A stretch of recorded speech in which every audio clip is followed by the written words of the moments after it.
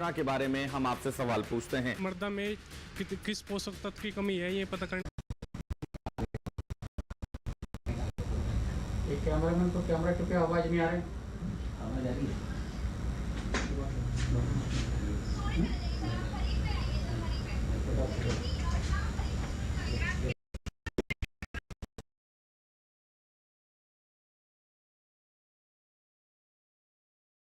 खरीफ बुआई सत्र 2024-25 के दौरान दलहन की खेती के रकबे में वृद्धि पर संतोष व्यक्त किया है।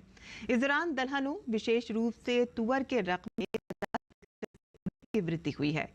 कृषि भवन में खरीफ फसलों की प्रगति की कि दलहन उत्पादन में आत्मनिर्भरता हासिल करना देश की प्राथमिकता है और इस दिशा में ठोस कदम उठाने की जरूरत है। केंद्रीय मंत्री ने सभी राज्यों में उड़द, अरहर और मसूर की 100% खरीद के लिए केंद्र की प्रतिबद्धता दोहराई।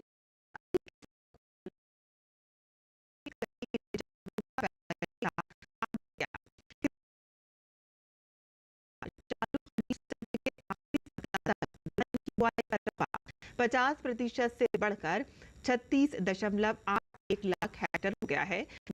एक साल पहले ये 23.78 लाख हेक्टेयर था। खरीफ और रबी दोनों फसलों के लिए समय पर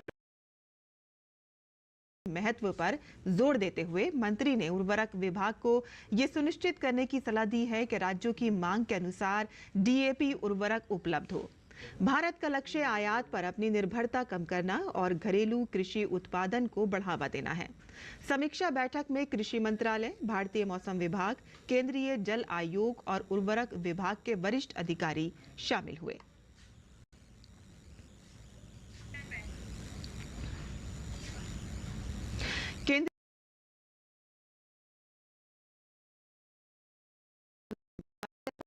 ग्रीष्मकालीन बैठक 2024 और प्रदर्शनी का उद्घाटन किया।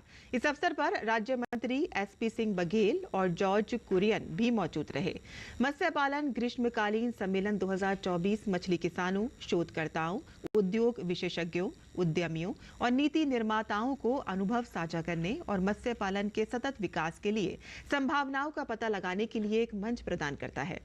ये प्रधानमंत्री मत्स्य संपदा योजना पर विशेष ध्यान देने और राज्यों, केंद्र शासित प्रदेशों के नेतृत्व के साथ विभिन्न कार्यक्रम योजनाओं की उपलब्धियों को दर्शाएगा।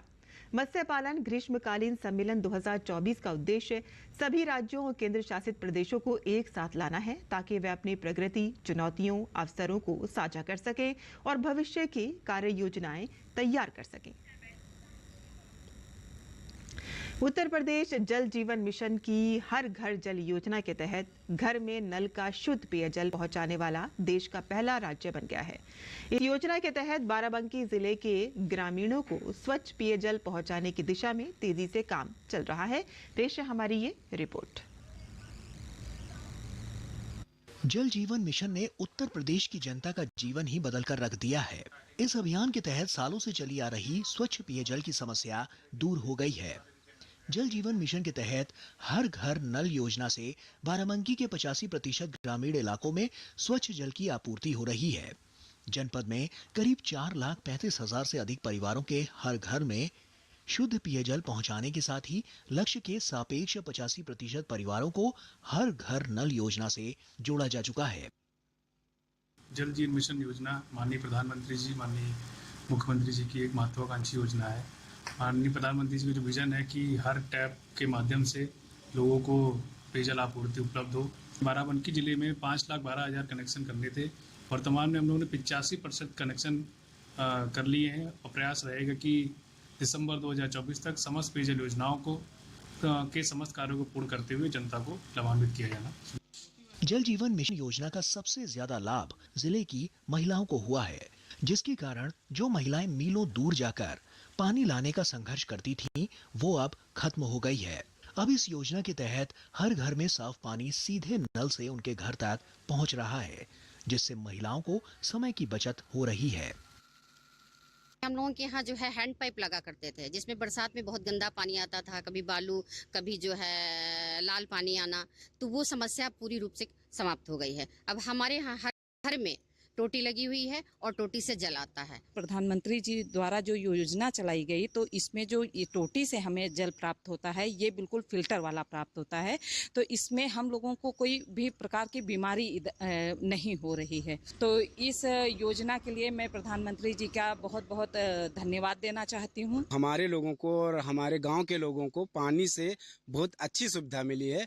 काफ़ी नलों में इससे पहले पानी आता था तो उसमें बालू वगैरह आ जाता था, तो उसमें मतलब लोगों को पीने में दिक्कत होती थी। लेकिन जो अब ये टोटी से पानी आता है इससे जो है कोई परेशानी नहीं होती। और मतलब बात यह है कि हमारे माननीय प्रधानमंत्री नरेंद्र मोदी जी जल जीवन मिशन का जो ये काम किया है उनको हमारी और हमारे गांव पूरी ग्राम सभा की तरफ से बहुत बहुत धन्यवाद। जल जीवन मिशन के लाभार्थियों ने सरकार को धन्यवाद देते हुए कहा कि केंद्र की मोदी सरकार के प्रयासों से पूरे गांव में नल का कनेक्शन मिल जाने से हम सभी की परेशानियां दूर हो गई हैं।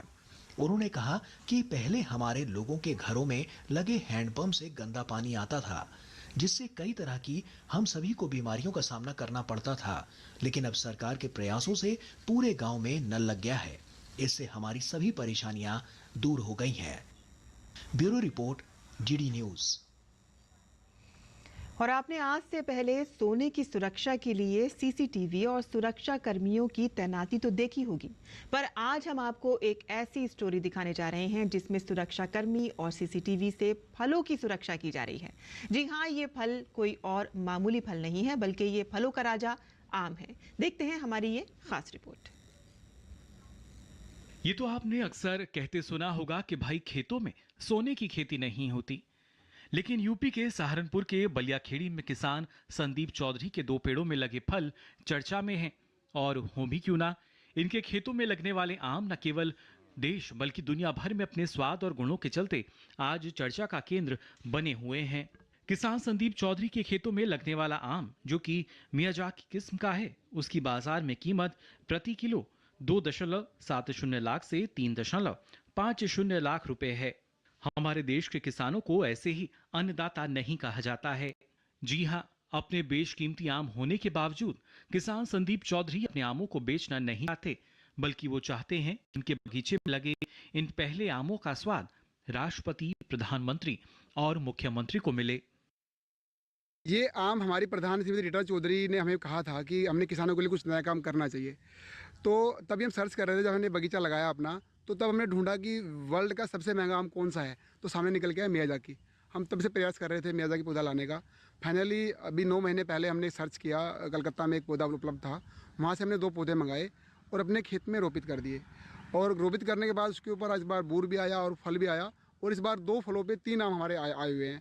देखिए, ये उस समय 6,500 का पौधा आया था मेरे पास, और इस पौधे की विशेषता ये है कि ये अंतर्राष्ट्रीय बाज़ार में सबसे महंगा, यानी कि 2.5 लाख रुपये से 3.5 लाख रुपये किलो इसकी कीमत होती है। तो हम भी ये लेके आए थे कि अपनी पंचायत में लगाएंगे, पूरे भारत को उसके बारे में बताएंगे, ताकि हमारे बाकी किसान भी, जितने भी किसान हैं, वो इसको लगा कर अपना विकास कर सके, वो विकसित हो सके, ताकि हमारा देश विकसित हो। अभी तो मेरे पास पहले तो एक सूरत के व्यापारी हैं, प्रवीण गुप्ता जी, सबसे पहले तो उन्हीं की डिमांड आई थी, मैं तो डाल दिया था। तो उनकी डिमांड आई है कि मैं 3 लाख रुपए में आपको दूंगा आपको इसके, लेकिन खुद आके तोड़ूंगा। अगर वो 3 लाख रुपए आने, सूरत से यहाँ पे आ रहे तो 50,000 खर्चा भी होगा उनका आने का, 3.5 लाख रुपए के आसपास उनको कॉस्ट पड़ेगी। उसके अलावा 4-5 लोगों के अलग अलग, मुंबई से, देहरादून से भी कॉल आई है, दिल्ली से भी कॉल आई है, लोग उसको खरीदना चाहते हैं। लेकिन हमारी मंशा इस बार दूसरी है, हमारे लिए 3-4 लाख रुपये मायने नहीं रखते। हम ये चाहते हैं कि ये पैसे इस प्रचार से हमारे जो भारतीय किसान हैं उनका विकास हो, और हम इन तीनों आम को अपने सूबे के मुख्यमंत्री जी श्री आदित्यनाथ जी को, महामहिम राष्ट्रपति जी को और माननीय प्रधानमंत्री जी को हम लोग देना चाहते हैं, ताकि पूरे देश में एक संदेश जाए कि किसान इस तरह के पौधे लगाकर अपनी इनकम बढ़ा सकता है। और जो किसानों की फटे वाली तस्वीर दिखाई जाती है, वो किसान आज एक करोड़पति बने और विकसित किसान बने। यहाँ पर जितना भी इस भाग के अंदर पौधे लगे हुए हैं, सब में हमारे यहाँ की खाद डलती है। हाँ जी, और जो आम मियाजाकी लगाया है, उसे लगाते हुए भी वर्मी कंपोस्ट का इस्तेमाल किया गया था। उसके बाद जो उसमें गौमूत्र, जीवामृत का यूज़ किया गया है, वो सारा का सारा हमारे प्रबंधन के द्वारा किया गया है। यह आम जापान के मियाजाकी यूनिवर्सिटी में विकसित हुआ है। इस आम का जापानी नाम टाइयो नो टमेंगो है। इसका मतलब होता है सूर्य का अंडा, सूर्य का अंडा। संदीप चौधरी ने इस आम के 2 पेड़ लगा रखे हैं। दोनों पेड़ों पर सिर्फ 3 आम लगे हैं। ये आम खाने में बेहद मीठा होता है और ये एंटीऑक्सीडेंट, बीटा कैरोटीन और फोलिक एसिड से भरपूर है। माना जा रहा है कि इसे खाने से कैंसर की बीमारी में काफी राहत मिलती है। लेकिन अब जब इस किसान संदीप की मेहनत सफल हो चुकी है तो उनके नायाब आम के स्वाद को चखने के लिए लोग भी ललायत दिख रहे हैं। वो पेड़ के पहले फल को राष्ट्रपति द्रौपदी मुर्मू, प्रधानमंत्री नरेंद्र मोदी और सीएम योगी आदित्यनाथ को खिलाना चाहते हैं। तो देखा आपने आम के साथ एक किसान का भावनात्मक जुड़ाव। तो है ना ये आम मीठा भी और अनोखा भी। Bureau report, DD news. और अब बात मौसम की करते हैं। देश के अधिकांश हिस्सों में मानसून की बारिश हो रही है। मौसम विभाग ने अगले 2 दिनों में उत्तर भारत के पहाड़ी और मैदानी इलाकों में भारी बारिश का अनुमान जताया है। वहीं मानसून की सक्रियता के चलते पूर्वोत्तर राज्यों में भी भारी बारिश के आसार हैं, जिनमें बिहार, अरुणाचल प्रदेश, असम और मेघालय के ज्यादातर हिस्से शामिल हैं। बात करें दक्षिण भारत की तो तेलंगाना, तमिलनाडु और पुडुचेरी, उत्तरी आंतरिक कर्नाटक में भी झमाझम बारिश हो सकती है। इसके अलावा पश्चिमी भारत में भी बारिश के आसार हैं।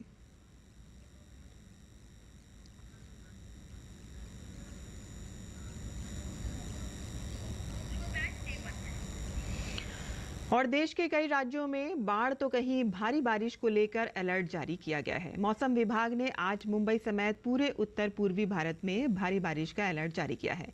कोंकण और गोवा, मुंबई समेत मध्य महाराष्ट्र और तटीय कर्नाटक, गुजरात, कर्नाटक के दक्षिण में भीतरी इलाकों में आज से लेकर 15 जुलाई तक का भारी बारिश की चेतावनी जारी की गई है। और किसान समाचार में आइए अब जान लेते हैं देश भर की मंडियों का भाव।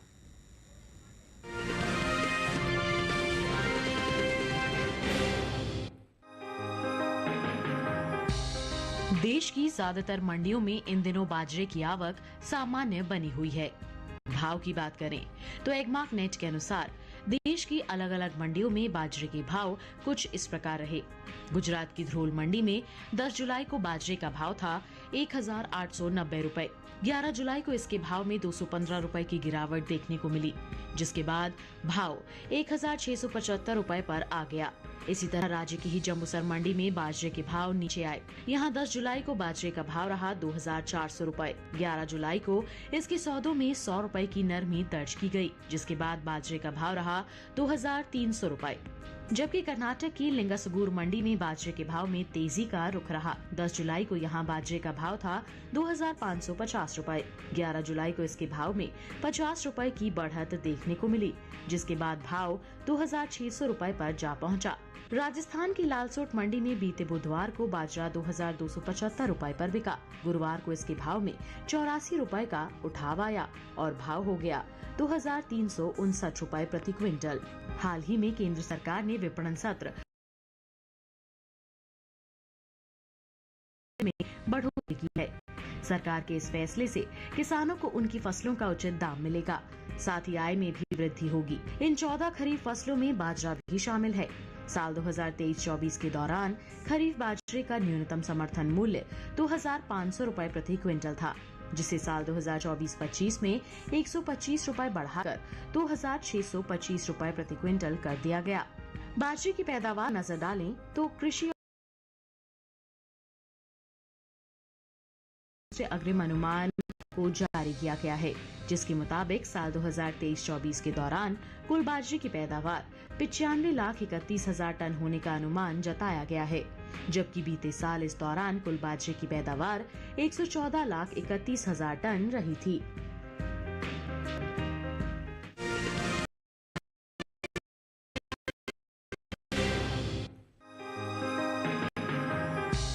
मंडियों में इन दिनों ज्वार की आवक सामान्य है। भाव की बात करें तो एगमार्क नेट के मुताबिक गुजरात की जम्मूसर मंडी में 10 जुलाई को ज्वार का भाव रहा 3000 रुपए। 11 जुलाई को इसके भाव में 200 रुपए की गिरावट दर्ज की गई, जिसके बाद भाव 2800 रुपए पर आ गया। इसी तरह राज्य की ही कलोल मंडी में ज्वार के भाव नीचे आए। यहाँ 10 जुलाई को ज्वार का भाव था 4700 रुपए। 11 जुलाई को इसके सौदे में 900 रुपए की भारी गिरावट देखने को मिली, जिसके बाद ज्वार का भाव 3800 रुपए हो गया। गुजरात की वांकानेर मंडी में इस दौरान ज्वार के भाव में बढ़त दर्ज की गई। 10 जुलाई को यहाँ ज्वार का भाव रहा 4095 रुपए। 11 जुलाई को इसके भाव में 40 रुपए की तेजी देखने को मिली और भाव 4,135 रुपए पर जा पहुंचा। कर्नाटक की लिंगासुगूर मंडी में बीते बुधवार को ज्वार का भाव था 2,500 रुपए। गुरुवार को इसके भाव में 50 रुपए की नरमी आई और भाव 2,450 रुपए पर आ गया। बात पैदावार की करें तो इस साल ज्वार की पैदावार में बढ़त का अनुमान जताया गया है। कृषि मंत्रालय के दूसरे अग्रिम अनुमान के मुताबिक घरेलू स्तर पर साल 2023-24 के दौरान कुल ज्वार की पैदावार 40,34,000 टन होने का अनुमान जताया गया है, जबकि बीते साल इस दौरान ज्वार की पैदावार 38,14,000 टन रही थी। यानी कि इस साल कुल ज्वार की उपज बीते साल के मुकाबले 2,20,000 टन बढ़ सकती है, जिसका असर कृषि उपज मंडियों में ज्वार के बाजार भाव पर पड़ सकता है।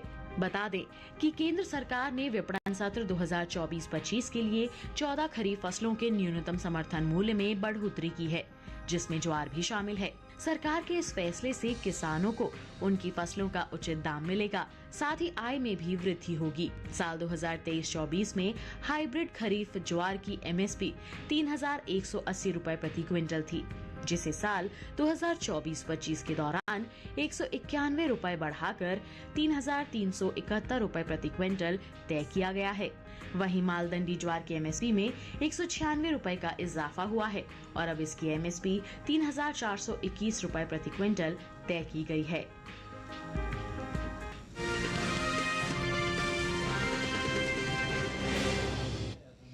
और मंडी की खबर के बाद अब बात करते हैं मौसमी खेती की। किसान इस मौसम में कैसे रखे अपनी खेती का ख्याल, आइए देखते हैं।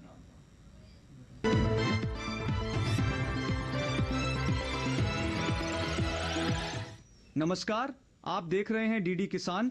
मैं हूं AI कृषि और आज हम विभिन्न राज्यों में होने वाली खेती किसानी से संबंधित सलाहों के बारे में पूरी जानकारी देंगे। गुजरात के किसान इस मौसम में खरीफ मूंगफली, कपास और सोयाबीन की बुवाई कर सकते हैं। साथ ही यहाँ के किसान बाजरा, तिल, अरहर, मूंग, उड़द और लोबिया की बुवाई जारी रखें। राजस्थान के किसान इस समय सोयाबीन और मक्का की बुवाई कर सकते हैं। राजस्थान में ही इस समय पपीता, फूल गोभी, टमाटर, मिर्च और बैंगन की नर्सरी लगाई जा सकती है। महाराष्ट्र के कोंकण में किसान धान और विभिन्न सब्जियों की बुवाई कर लें।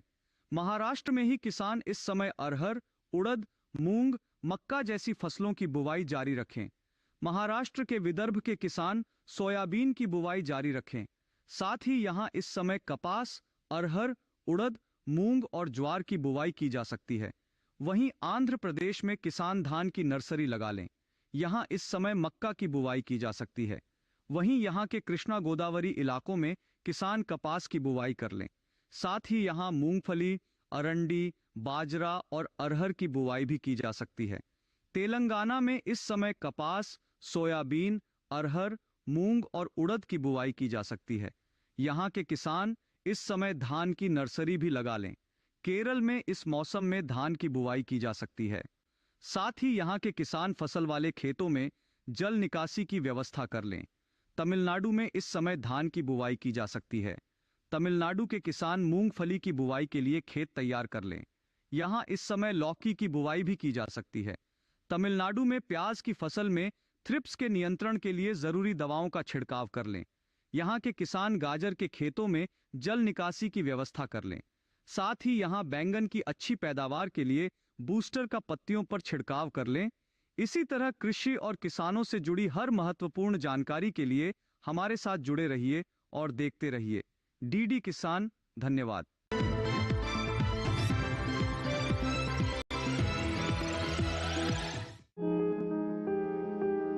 लौकी को गर्मी और बरसात दोनों में बोया जा सकता है। मैदानी भागों में गर्मी की फसल की बुआई की जा सकती है। बुआई से पहले खेत से खरपतवार को पूरी तरह से साफ कर लें और जमीन को समतल कर लें। बुआई के लिए 1 हेक्टेयर में संकर किस्म के बीज 5 से 7 किलो, जबकि सामान्य किस्मों के 6 से 8 किलो बीज लें। 1 हेक्टेयर में 100 किलो नाइट्रोजन, 50 किलो फास्फोरस और 60 किलो पोटाश की जरूरत होती है। सभी उर्वरक आधार खुराक के रूप में यानी अगर सिंचाई की करें तो शुरुआत में फसल की जरूरत के हिसाब से और फूल आने पर 5वें दिन पानी देते रहें। वहीं फसल को खरपतवार से दूर रखने के लिए 2 बार निराई गुड़ाई करें। करीब हर 10-12 दिनों में खरपतवार हटाते रहें। लौकी की बेल काफी लंबी होती है, इसकी खेती कर सकते हैं। कीड़े और सड़न से बचाने के लिए बेलों को तार की बाड़ या लकड़ी के मचान पर फैला दें। इससे न सिर्फ बीमारियों से बचाव होगा बल्कि पैदावार भी बढ़ेगी। भारतीय कृषि अनुसंधान संस्थान ने इलाकेवार कई उन्नत किस्में तैयार की हैं, जैसे पूसा समृद्ध दिल्ली और एनसीआर के लिए है। 1 हेक्टेयर में 270 से 300 क्विंटल तक पैदावार देने वाली ये किस्म 50 से 55 दिनों में तैयार हो जाती है। वहीं पूसा हाइब्रिड 3 हरियाणा और उत्तर प्रदेश और पंजाब के लिए अच्छी है। लौकी की फसल में फल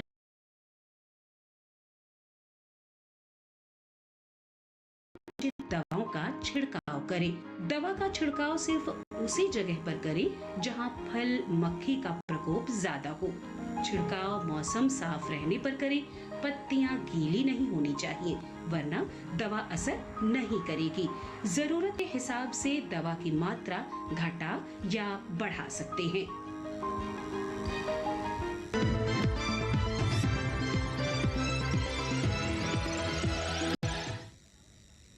और खेती किसानी से जुड़ी खबरों के बाद आइए अब नजर डालते हैं कुछ और खबरों पर। खास खबर में लद्दाख में सैन्य उपकरणों की मरम्मत के दौरान गुरुवार को भारतीय सेना के 2 सैनिकों की जान चली गई। 11 जुलाई को सैन्य उपकरणों की मरम्मत करते समय CFN शंकर राव गोटापू को घातक चोटें आई थी। कर्नाटक में भाजपा नेताओं ने मैसूर में हुए कथित जमीन घोटाला मामले में कर्नाटक के मुख्यमंत्री सिद्धारमैया के खिलाफ विरोध प्रदर्शन किया। कर्नाटक में करोड़ों रुपए के वाल्मीकि कॉरपोरेशन घोटाले के मामले में प्रवर्तन निदेशालय ने कांग्रेस नेता पूर्व मंत्री बी नागेंद्र को हिरासत में लिया है। ईडी ने बी नागेंद्र को पूछताछ के लिए बेंगलुरु स्थित उनके घर से हिरासत में लिया। भारतीय वायुसेना की एक टुकड़ी द्विवार्षिक बहुराष्ट्रीय अभ्यास पिच ब्लैक में भाग लेने के लिए ऑस्ट्रेलिया पहुंची। यह अभ्यास आज से शुरू हो रहा है और 2 अगस्त तक चलेगा। असम सरकार ने नवंबर में अपने कर्मचारियों को 2 विशेष छुट्टियां देने की घोषणा की है। असम में राज्य कर्मचारियों को 2 दिन का मातृत्व वंदन के लिए विशेष अवकाश देने का ऐलान किया गया है। सुप्रीम कोर्ट ने हाथरस भगदड़ मामले पर सुनवाई से इनकार कर दिया है। अदालत ने याचिकाकर्ता को हाई कोर्ट जाने को कहा है।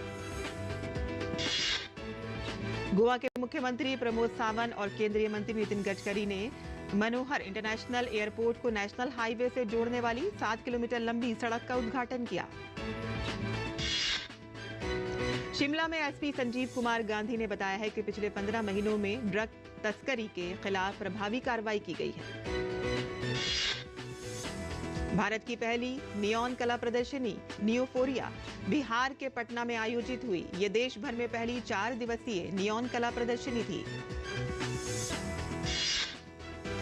29 जून से शुरू हुई श्री अमरनाथ यात्रा में श्रद्धालुओं में जबरदस्त उत्साह देखने को मिल रहा है। पिछले वर्ष की तुलना में इस बार अब तक यात्रा पर आने वाले श्रद्धालुओं की संख्या दोगुनी के करीब है।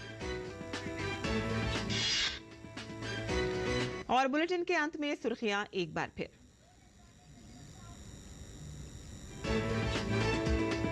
चालू खरीफ बुआई सत्र 2024-25 के दौरान दलहन की खेती के रकबे में 50% से अधिक की वृद्धि। खरीफ फसलों की प्रगति की समीक्षा करते हुए केंद्रीय कृषि मंत्री शिवराज सिंह चौहान ने कहा कि दलहन उत्पादन है देश की प्राथमिकता।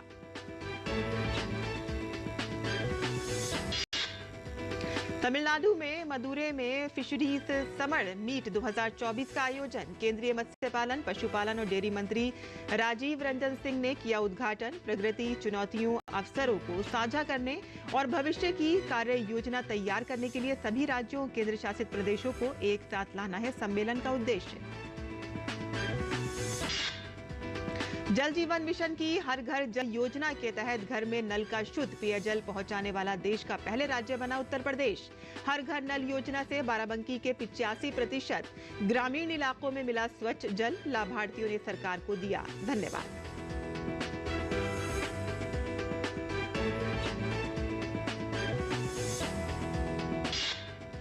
और मुंबई में भारी बारिश को लेकर आज और कल के लिए ऑरेंज अलर्ट जारी। वहीं यूपी में बाढ़ से बिगड़े हालात। प्रदेश भर में आज आंधी तूफान के साथ बिजली गिरने का अलर्ट। बिहार में भी भारी बारिश के लिए ऑरेंज अलर्ट। और किसान समाचार में आज के लिए बस इतना ही। अनुमति दें, नमस्कार।